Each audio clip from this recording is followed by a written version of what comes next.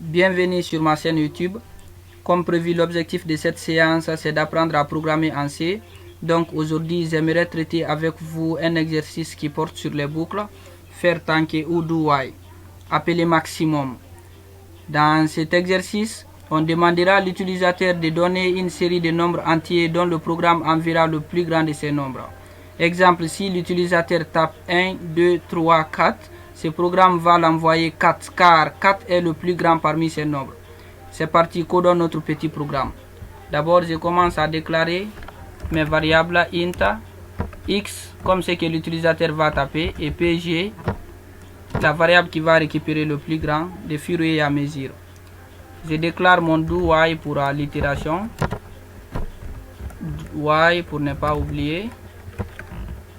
La condition, ça sera tant que x est différent, tant que x est différent de 0. Point virgule. Je commence à demander à l'utilisateur de donner une valeur. La phrase là est facultative. Vous pouvez mettre ici ce que vous voulez. Moi, j'ai dit donner. Donner un nombre ou taper 0 pour arrêter la saisie. Je mets un pourcentage n ici, anti-slash n du moins, point virgule. Je peux mettre aussi des points ici à la ligne. Je fais un scanf ici, scanf pourcentage d. Je mets ça dans x. Ici je pose la condition si. La condition ça sera si x est supérieur à pg. Si x est supérieur à pg, du moins attendez, si x est supérieur à pg, pg prend x. Point virgule. Maintenant mon do while est là, je vais essayer d'afficher pg à la fin. Je peux dire le maximum est ou bien le plus grand est, mais je préfère écrire le plus grand. Le plus grand est. J'affiche à pg ici car ça va trouver pg, c'est le plus grand. Donc essayons d'expliquer un peu comment tout ceci là est censé fonctionner. Ici on a déclaré les deux variables x et pg. Do while c'est la condition, c'est que la boucle quoi, c'est que ces instructions là seront répétées tant que la condition là est vraie. Si la condition est fausse, directement on sortira dans la boucle.